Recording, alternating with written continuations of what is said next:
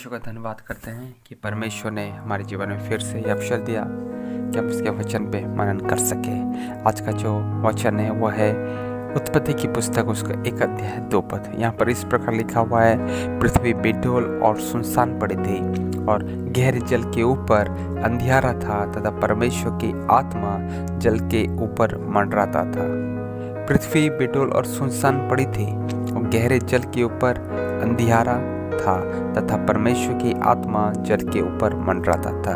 ये एक उस पापी व्यक्ति की सच्चाई है, उदाहरण है, जो अब तक मसीह को नहीं पाया है। उसका जीवन जब तक वो प्रभु को नहीं पा लेता है, बेडौल और सुनसान और एक अंधकारमय अवस्था में वो रहता है।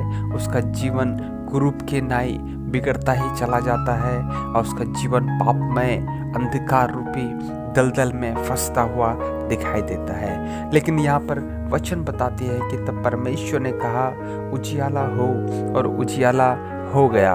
एक पापी व्यक्ति के जीवन में जब परमेश्वर का आत्मा कार्य करने लगता है और परमेश्वर की ज्योति जब आती है तब उसके जीवन में प्रकाश आ जाता है। जब सृष्टि के विवरण के बारे में हम पढ़ते हैं कि परमेश्वर ने कहा उजियाला हो तो उजियाला हो गया। इस प्रकार एक पापी व्यक्ति के जीवन में, जिसका जीवन बिगड़ा हुआ है, जिसका जीवन बेडौल है, सुनसान है, उसके घर में अब तक परमेश्वर का आत्मा वास नहीं करता है। लेकिन जब परमेश्वर का आत्मा उसके जीवन में कार्य करने लगता है और परमेश्वर की ज्योति उसके ऊपर उदय होती है तो वहाँ पर उजियाला हो जाता है। और इस प्रकार एक पापी व्यक्ति के जीवन में अंधकारमय अवस्था से उजियाला का अवस्था आ जाता है और वह उद्धार के मार्ग में चलने लगता है। दूसरा कुरिन्थियों उसका 4:6 पद कहता है कि इसलिए कि परमेश्वर ही है जिसने कहा कि अंधकार में ज्योति चमके और वही हमारे हृदयों में चमका।